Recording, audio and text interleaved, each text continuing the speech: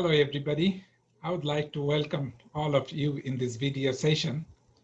Today, we are going to discuss about shallow foundation. So in this video, actually, I'm going to show you the theory and some of the example problem here.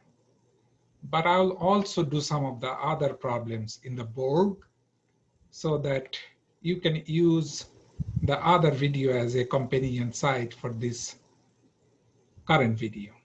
Okay, so here we are gonna talk about basically, let me share my screen with you.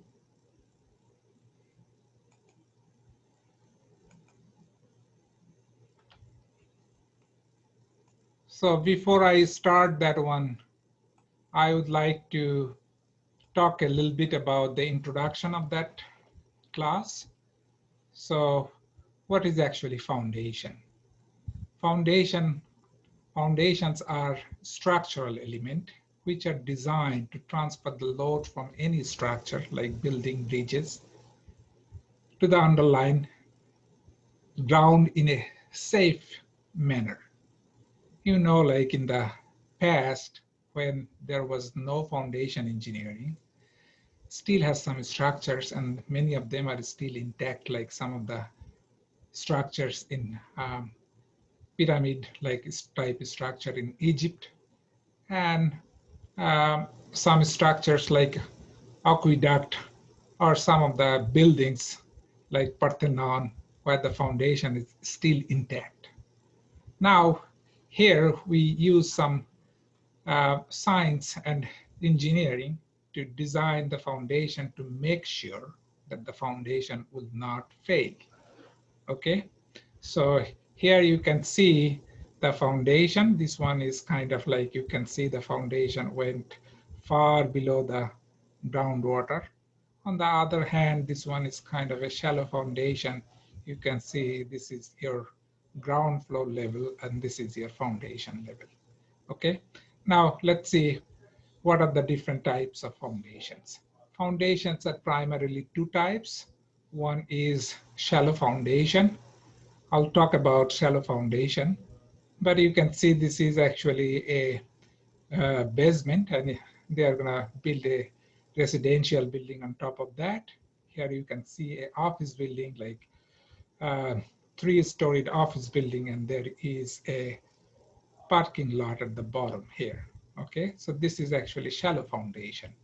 On the other hand, you can see deep foundation, which is usually used for bridges inside the river or at the river bank, where you can see the piles are going from here to far deeper than the actual size of the structural, like element here. Similarly, you can see for tall buildings and skyscrapers, actually the foundation goes far away from the ground surfaces. Okay, now let's talk a little bit about shallow foundation. So this is the example of shallow foundation. You can see here, this is like 1, 2, 3 storied, and there is a underground parking lot here. Now, if I want to define shallow foundation, then basically your depth of the foundation, which is df here, and this is the width of the foundation. So that df has to be less than 4 times of the width. Okay, so df has to be less than 4 times the width. That's basically shallow foundation. In the past, actually, Tarzaghi, he defined when your depth of foundation is just less than 1 W, then we call that one shallow foundation. But over the years, actually, we changed that one. Now we usually consider that if your depth of foundation is less than 4 times of the width, then basically we call that one shallow foundation. Now, which cases we use shallow foundation? You can see here that shallow foundation are used when the loads from the structure are small enough that the soil itself can sustain that load. Okay, so that's basically the shallow foundation, like type of structure like we usually use for residential buildings and other buildings up to 6-storied, 4 to 6 storied building. Okay, if the building is bigger or if it is like bridges and rivers, then basically we have to go for deep foundation. Now we can also see the type of shallow foundation. What are the types like the shallow foundations are? So first of all, you can see that shallow foundations are primarily two types. Okay, primarily two types. I'm just saying once again that it's primarily two types. Okay, the first one is a spread footing foundation. So you can see this is the column here. At the bottom here, you can see that the bottom part is kind of spread here, like our foot. Okay, so that's why it's called like spread footing foundation. Okay, similarly, the second one is a mat or raft foundation. In that situation, you can see rather than like spreading each of that column, we are just using a monolithic one slab at the bottom. Okay, this one is kind of like a little bit expensive than this one because you have to cover the whole area with concrete. But at the same time, the advantages is that like you can make a parking lot or something at the bottom so that you can use that space. Okay. Other than this, um, we can also see that for residential building in Texas, actually, we also see other type of foundation, which is uh, basically shallow foundation, and they are primarily three types. The first one is slab on ground. You can see that this is your ground surface. We just put a slab here, and then we build our house here. Okay. If you want to see the structural design of that thing, then basically you can see this is kind of like a beam in the periphery where all the loads of the wall is coming through. And this is basically a compacted soil, and then there is like a little bit gravel fill here, and then you can make this slab on the top of the ground. Very common in Texas. Okay, the second one is crawl space foundation. You can see here that actually this is the floor level of that resident, and this is the crawl space here. If you want to see the structure here, then basically you see these are kind of like pier and beam. Okay, so these are beams, this is cross beams. On top of that, you have the floor, and you can crawl through there. Okay, so that's basically the crawl space foundation, which is also very common in Texas too. The third one is basement foundation. So you just go a little bit deeper here and make a concrete slab here, and try to make that one as a basement. You can use this space for domestic purpose. The biggest problem in Texas is that the soil here is expensive. They usually put a lot of pressure here and here, and that's why this one can actually break down here. So that's why we don't see that many basement type foundation here in Texas, but this is very, very common in the other part of the United States. Okay, now let's move forward to spread footing foundation. Actually, today we are going to learn how to design a spread footing foundation. Okay, now you can see here, there are some pictures here. You can see how we can spread at the bottom. This is the column and this is the actually footing here. Now you can see this is a square size because this is B and this is B. This is a rectangular size. Okay, this is L and B. You have to remember from here that all the cases, the bigger dimension is always your L. Doesn't matter which way this one is aligned. The bigger dimension is L and a smaller dimension is B. That's what we use, the same notation we use all through these books.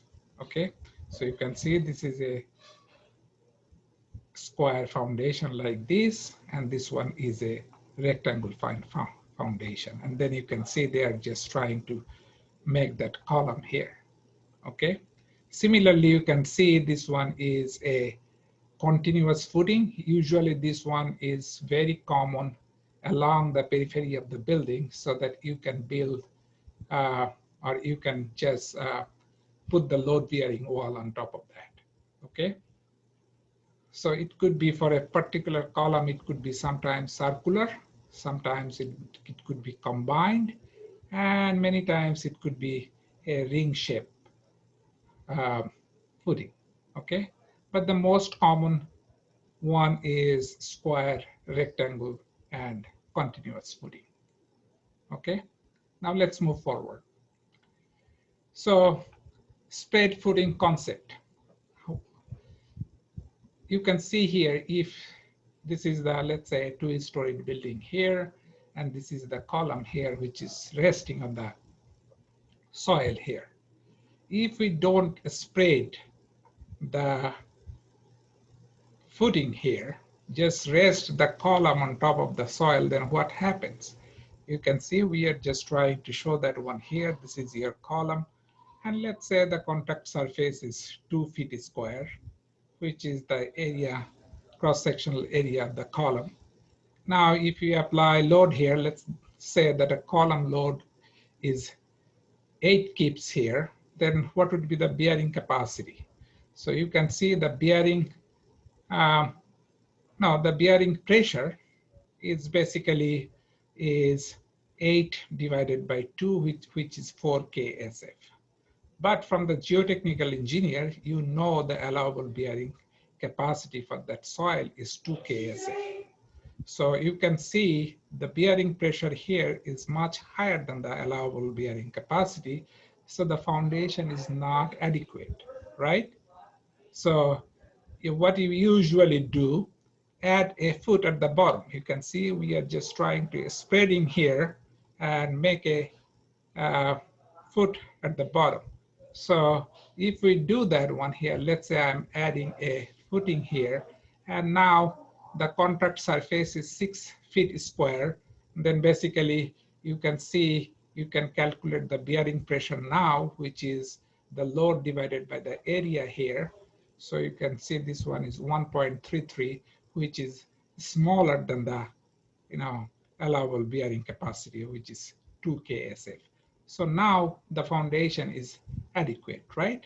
So if you know the bearing capacity, if you know the load that's coming from the column, then basically you can find out the area using the equation P equal to stress, bearing stress is equal to P by A. So A is equal to, or the area is equal to the load that's coming in the column divided by the bearing capacity. And that's basically your design, that how spread your footing would be, right? But now there is another part here that, hey, what is the allowable bearing capacity? We said that you got that one from the geotechnical engineer, but how he knows that what is the allowable bearing capacity for the soil? That's what we are going to learn now, okay? So bearing capacity of soil, you just consider a steep foundation with a width of B and going this way, okay, all the way in a dense sand or steep cohesive soil, compacted soil, okay? And then if you apply some load on top of that, then at a certain point you will see that the settlement will increase, and then you will see the foundation will fail at a certain bearing pressure. Okay, so this bearing pressure or this bearing load, we call that one P ultimate. Okay, so at that situation you can see that some of the soil sheared from here, and this one has failed. Okay, so if I express this load as a pressure by dividing that load with the contact surface here, then basically that's your bearing pressure. So the bearing pressure at which the failure occurs is called the ultimate bearing capacity of the foundation. We call that one QU, okay? So this one is nothing but ultimate bearing capacity. QU is basically P ultimate divided by the area of that column that's in contact with the soil. Now, bearing capacity failure type, that how the soil can fail. Usually we see that there are three different types of failure here, okay? Uh, these three types are depends on like how compacted your soil is. If your soil is very compacted, then basically we see the general shear failure, okay? You can see that this one is, the settlement is increasing very slowly. As soon as it fails, then the settlement goes very quickly, okay? The second one is local shear failure. This one is only happens when the soil is compacted like the medium way, okay? It's not completely compacted, it's not even loose soil. In that situation, we see that it's one fail, and then there is another fail, then another fail. You can see this one is going, and your settlement is increasing. That's called the local shear failure. But as a engineering students, we always try to make sure to have a very compacted soil before we put our foundation, right? So the third type is actually punching shear failure. This one is for loose soil, okay? And if you try to put, like your foundation loose soil, you will see a lot of settlement here, okay? But we don't want to do that. All the time, our primary goal is to compact the soil as soon as much as we could, so that we can put enough load here before the general shear failure occurs, okay?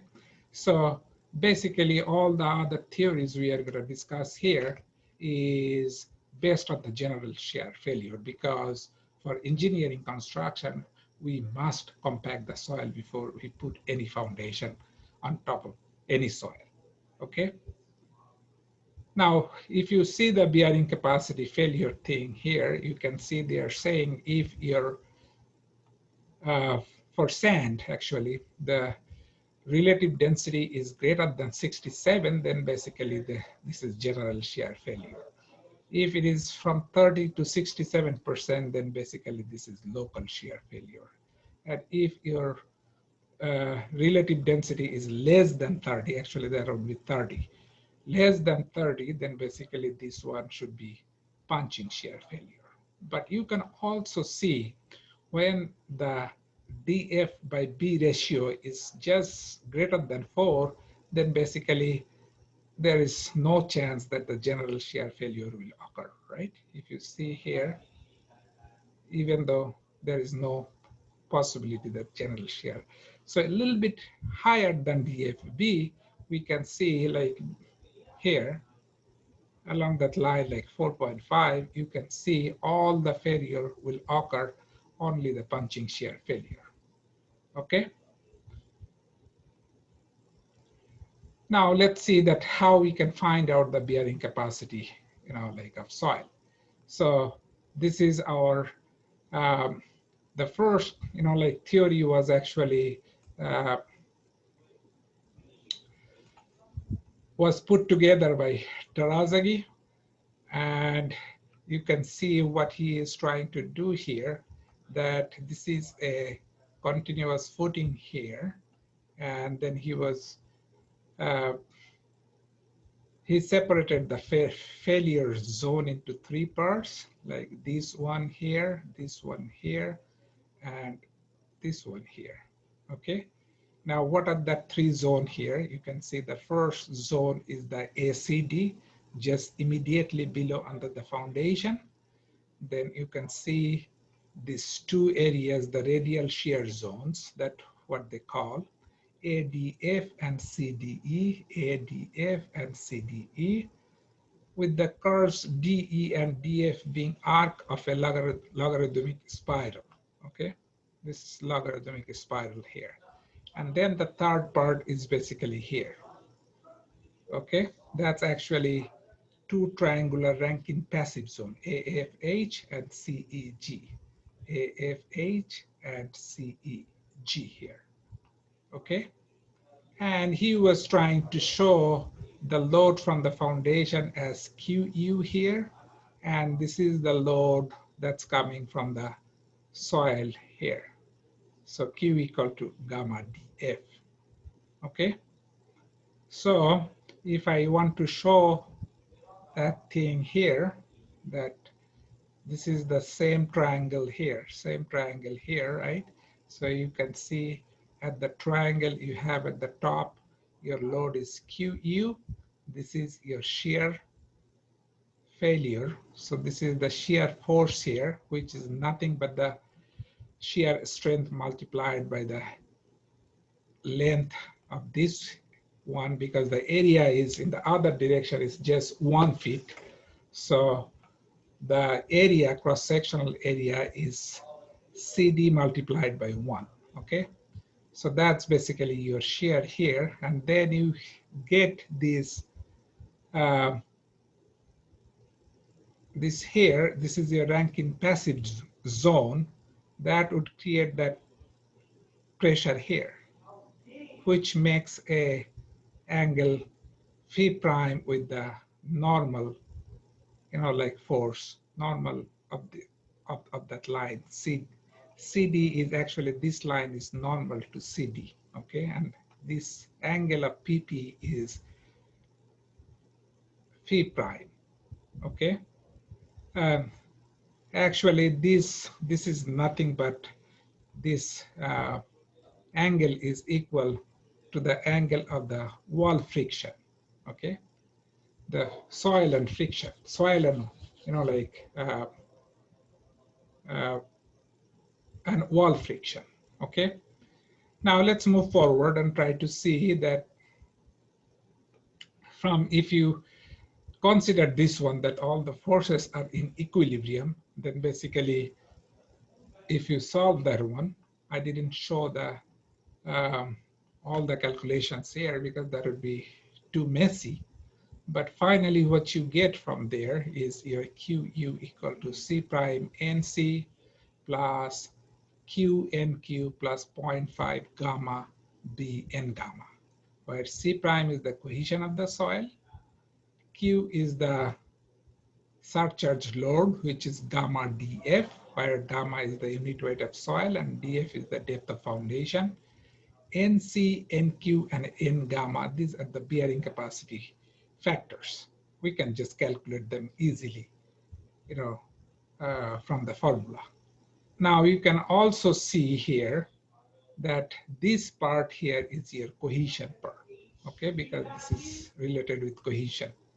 This part is related with surcharge part, okay? And this part is related with soil weight part because this is unit weight of soil. So there is three different parts of that equation. One is cohesion, the second one is surcharge, and the third part is soil weight part, okay? Now, this one is only for continuous footing, but he was also provided you some of the other solution like square foundation and circular foundation, okay? And the bearing capacity factors Cn, Nq, and Nr are given in table 6.1 in your book, table 6.1 in your book, okay? You can also find that out from the equation too. Now, Tarzaghi's bearing capacity equation estimates a conservative value of QU, and many of the researchers after that have been working with that, and they realize that actually we can improve that equation.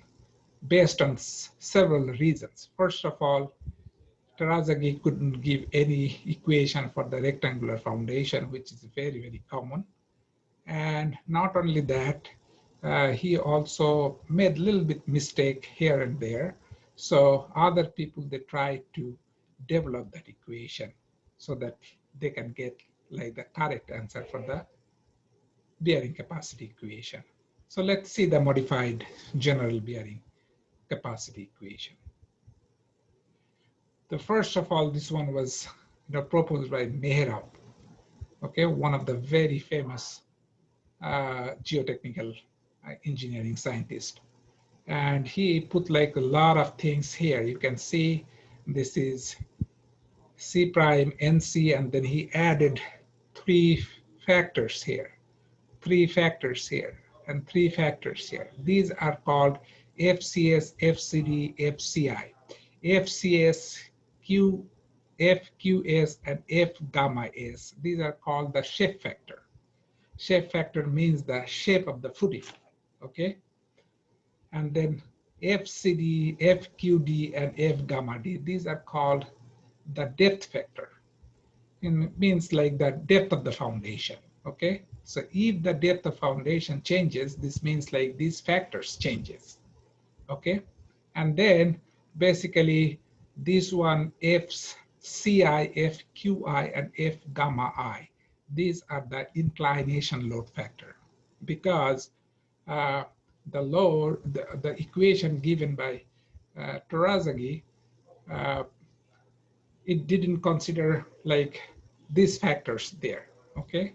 But we see, and many other researchers, they saw that basically if you change the shape, if you change the depth, or if you change the inclination of the load, your bearing capacity changes significantly. That's why they proposed this equation, okay? Even though they proposed that equation, but basically you can see they followed the same thing, like what actually Tarzaghi was proposing. So that's why I talked about Tarzaghi's equation, because without that equation, you cannot understand that, hey, how this one is coming from, okay? So again, this is your cohesion part, this is your surcharge part, and this is soil weight part here, okay? Now, here, like how we can find out that bearing capacity factors, right? That three factors here, NC, NQ, and N gamma. So here, you can see that angle alpha here. So basically, Tarzaghi assumed that this one is basically equal to the phi, means the internal friction angle of the soil.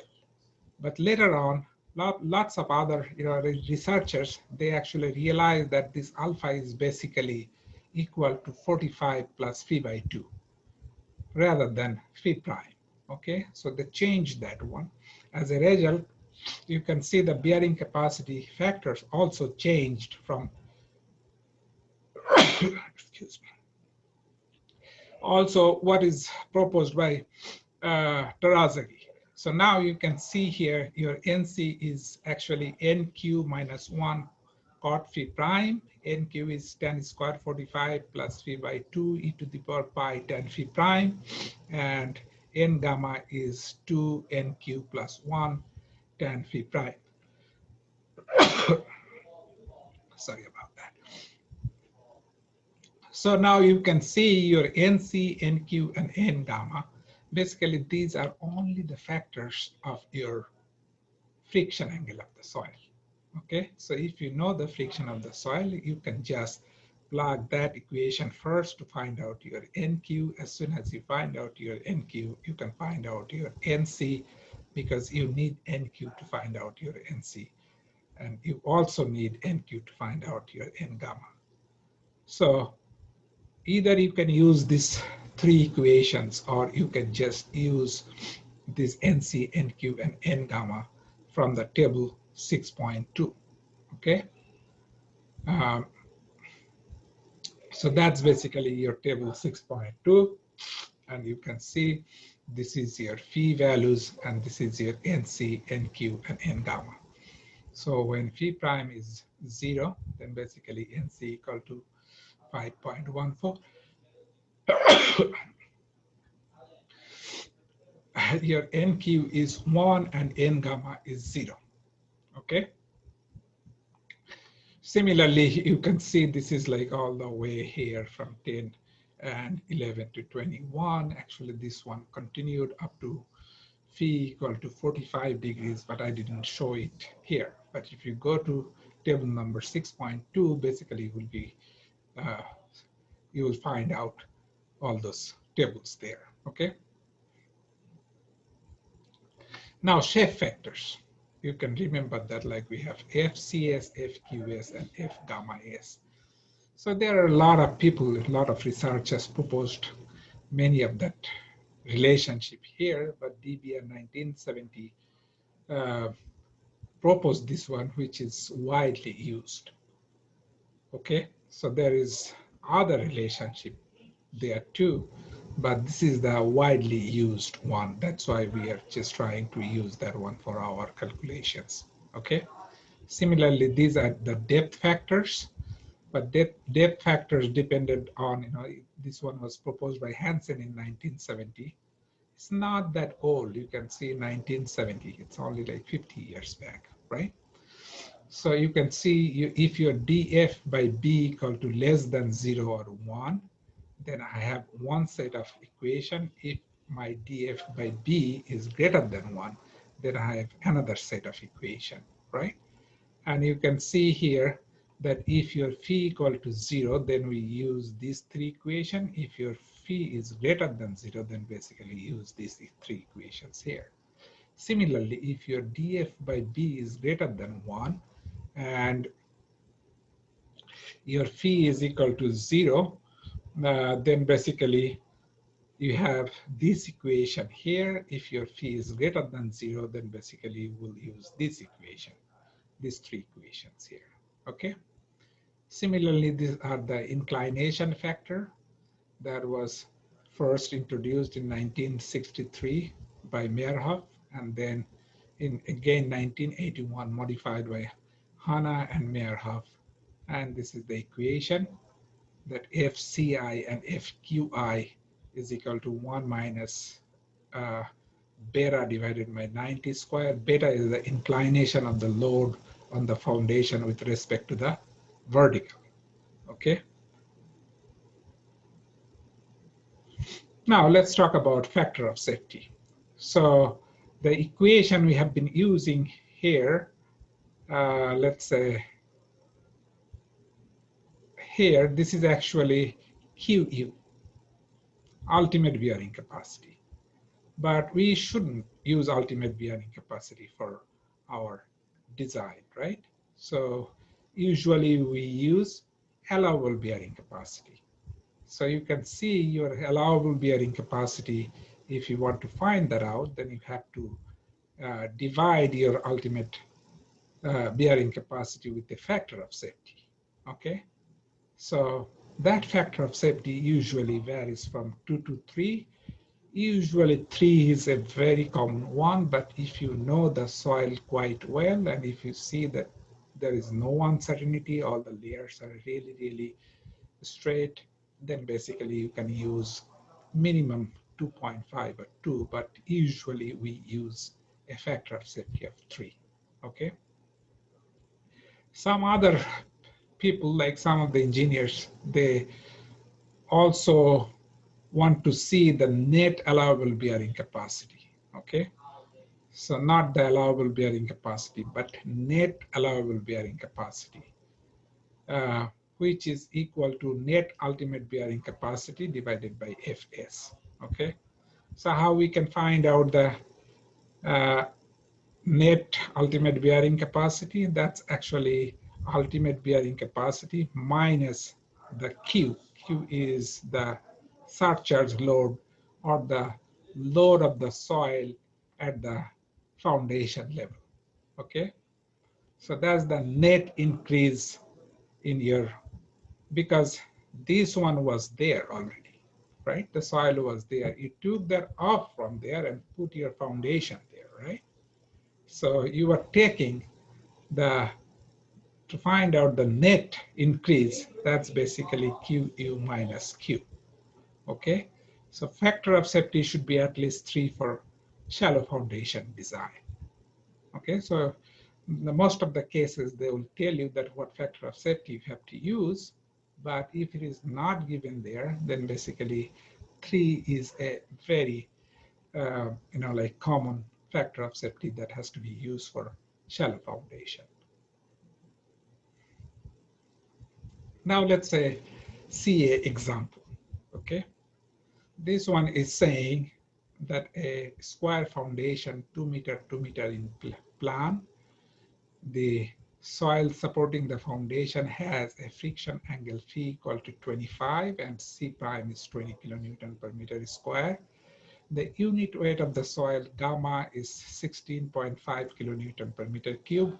Determine the allowable gross load on the foundation with a factor of safety of 3. Assume that the depth of the foundation df is 1.5 meter and the general shear failure occurs in the soil. Okay. Now you can see here that we can use this equation, general bearing capacity equation, to find out our Q, ultimate bearing capacity. So QU is equal to C prime NC FCS FCD FCI Q NQ F QS QD Q. That would be actually gamma D, gamma gamma I. That would be QI, and this is gamma I. I made a mistake here. Anyway, that's the general bearing equation capacity. And you can see they didn't talk anything about the inclination of the load. So basically, you can just assume all of the factors is 1, Ci, Qi, and gamma I, okay? And they said like the phi prime is 25 degrees. So you can go to table number 6.2 and then find out your, for phi prime 25 degrees, you can see your NC is 20.72, NQ is 10.66, and N gamma equal to 10.88, okay?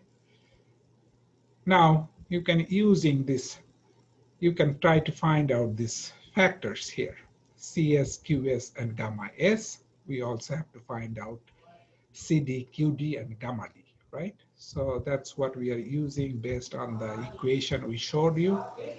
So B is the width of the foundation, which is 2. L is also 2 here, and NQ by NC, which is NQ by NC, right? Similarly, B and L both are 2 here. Okay. Now, if I move forward, then I have to find out the other 3 here, FQD, FCD, and F gamma D. Okay. So this is your DF, depth of foundation, which is actually 1.2 here. Okay. And your B is 2. So you can see 1.5 by 2. So you can find out your QD based on that, CD based on this, and your gamma D is by default 1. So if you plug them in that equation here, okay, then you get the 3 parts. The cohesion part is 788.6. The surcharge part is 476.9, and the weight part is 107.7. So total is 1,373 kilonewton per meter square. So your Q allowable would be QU divided by factor of safety. So if you divide that one with 3, then basically that's your bearing capacity, allowable bearing capacity. So what's the capacity of the foundation then? Okay, the foundation is, this is per meter square, but the foundation, the area of the footing is 4. So if you multiply that 4 with this one, then you get the, like 1,830 kilonewton load. this column can carry without any failure with a factor of safety of 3. Okay. Now, this is very, very important here, that what would be the effect of water table on bearing capacity. Okay, if you have water table very close to your foundation, sometimes your water table could be even above your foundation and sometimes could be far away from your foundation, right? So actually, if you see that equation there, the general bearing capacity equation, then basically you can see this one will change if there is a water table above the foundation. And you can also see this gamma will be also changing because this is the unit weight of soil. Then basically we have to use the submerged unit weight of soil. So let's get back there. That this is case number 1. If the water table is located so that D1 is actually less than or equal to DF. Okay, anything from here to here. Okay, above, I can just tell that one is above the foundation level. That's case 1. So how we handle this situation? The effective surcharge Q would be actually, you can see this is your water table. So the weight of the soil from here to here is D1 gamma. And from here to here, that would be D2 in the submerged unit weight, which is gamma sat minus gamma W. That's actually the submerged unit weight. Okay. And at the same time, you can see in the equation here, the last term would be replaced with gamma prime. So means like submerged unit weight. So if I write that equation for ultimate bearing capacity, then this one would be C prime NC FCSF CD FCI. Then this is my Q. Okay. Q NQF QS QD QI, then 0.5 gamma prime, which is actually the submerged unit weight, B N gamma F gamma S gamma D and gamma I. Okay, that's the case number 1. Case number 2 is like your water table. That's actually case number 1. Don't think that one now. Now your case number 2 means like your water table is here right now. Okay, but D is less than B. The water table is within the depth of B. Okay, so D is basically less than B. Okay, D is basically less than B, but it's not above here. Above is case 1. It's below the foundation, but within the distance B. That's we called the case 2 situation. So in that situation, since your water table is here, so that the Q surcharge load from here to here or here to here doesn't matter. So that would be gamma DF because there is no water here. Water is here now. Okay, so Q would be gamma DF, and this is your gamma bar, which is actually the weighted average of the distance, like from here to here. So you can see that would be submerged unit weight plus D by B into gamma sat minus gamma submerged. Okay, so that's what we are going to use like for this case here. So if I change the equation here, everything remains same, only thing that gamma changes to gamma prime. And gamma prime is equal to, gamma bar is equal to gamma prime, which is submerged unit weight, plus D by B into gamma sat minus gamma submerged. Okay. Case number 3. When the water table, like the distance D is actually greater than B. So what is B? B is the width of the foundation. Okay. If this is a rectangle foundation, your L is always the bigger part. Okay. And B would be the width of the foundation. L is the length of the foundation. Length is always bigger than the width. So it doesn't matter like how this one is oriented. It depends on the value. The bigger one is always L, the smaller one is always B. Okay? So if your D is greater than B, then basically there is no change in your ultimate bearing capacity. So you can just use the ultimate bearing capacity equation. Okay? Now there is a problem here. This one is talking about that you have a groundwater table here, and you have to find out the net allowable load the foundation could carry. Very similar problem like what we did earlier, but here you have water table here. Okay, the other one didn't have any water there. That was case 3, this is case 1. Okay, so I'll solve that problem in your companion video in the Blackboard. Okay, now let's move forward. The effect of soil compressibility. If your soil is compressible, means like your soil is soft and clay and filled with water and takes like longer period of time uh, for primary consolidation. For that type of soil, we have to use this equation here. You see that we added Ca, Cd, and Cc. We are assuming the soil doesn't have any inclined, like force down there. So if there is inclined force, then we must have to add another FCI here. This FCC, FQC, and F gamma C, these are the soil compressibility factors. Okay?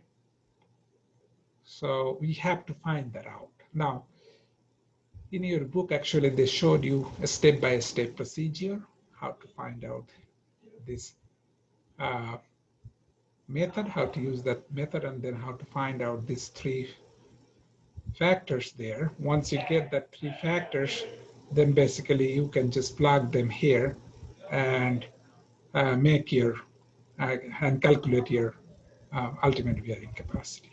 Okay. So here in this particular problem, you can see here your IR, which is called the rigidity index, which is GS divided by C prime Q prime tan phi prime. GS is the shear modulus of soil. Q prime is the effective overburden pressure at a depth of dF plus B by 2. Okay, dF plus B by 2. Then step 2, you try to find out the critical rigidity index, which is called IR critical from this equation here. Okay, from that equation here, once you get that one, then basically you can see also like either you can use this equation. They also gave you a table which is nothing but the like the solution for this equation here for different B by L and different phi prime. So if you know your phi prime and your B by L, then basically you can find out what is your critical rigidity index. Okay. Once you get your critical rigidity index, you try to see whether your rigidity index is greater than critical rigidity index, then all the values of FCC, FKC, and F gamma C equal to 1. So you can just use the general bearing equation to find out your QU. Now, if your actual rigidity of your like soil is less than your critical rigidity, then basically this is your equation for gamma C and QC. Okay, gamma C and QC. And for phi equal to 0, this is your FCC. if phi equal to greater than 0, then this is your FCC. Okay, so this is your F gamma C and QC. This is your FC here. Once you get the three factors there, these are the also you can find out these factors from here, from the table here. Once you get that values here, you just try to use that one in the equation and uh, find out the QU for your soil. So there is an example here. You can see for a shallow foundation, D is 0.6, L equal to 1.2, and your DF is equal to 0.6 meter. These are the soil characteristics. Phi prime is 0.25 degrees, C prime is 48 kpm, kPa, gamma equal to 18 kilonewton per meter cube. Modulus of elasticity ES is 620 kilonewton per meter square, and Poisson's ratio mu s equal to 0.3. Calculate the ultimate bearing capacity. Okay. So first of all, we have to find out our GS, which is ES divided by 2 plus 1 plus 2 into 1 plus mu s.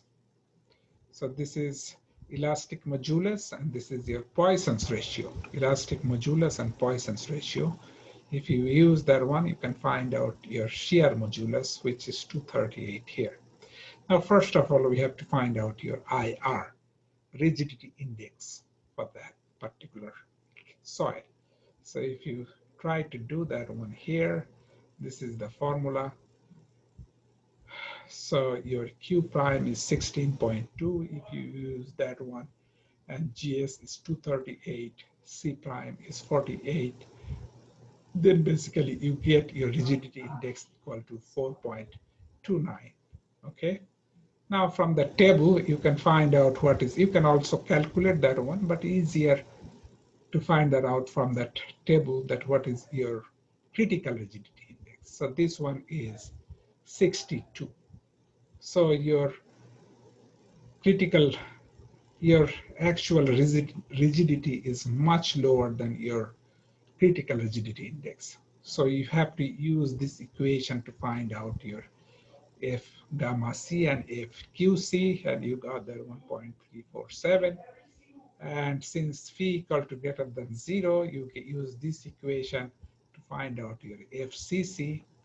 And from the table for phi prime 25 degrees, you know your NC, NQ, and N gamma.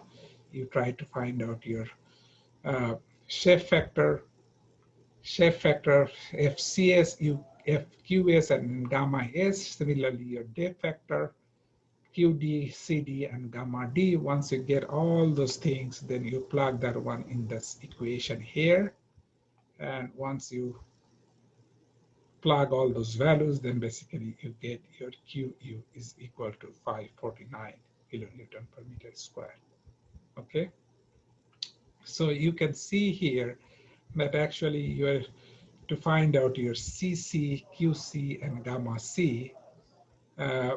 These are much smaller number than 1. 0.279, 0.347, and 0.347. So basically, if your soil is compressible, then basically your ultimate bearing capacity would be highly affected. Okay, so you must have to consider that.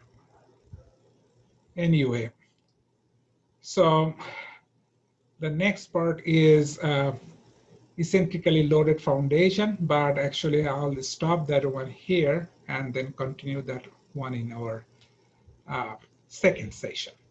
Okay, so thank you everybody for your close attention.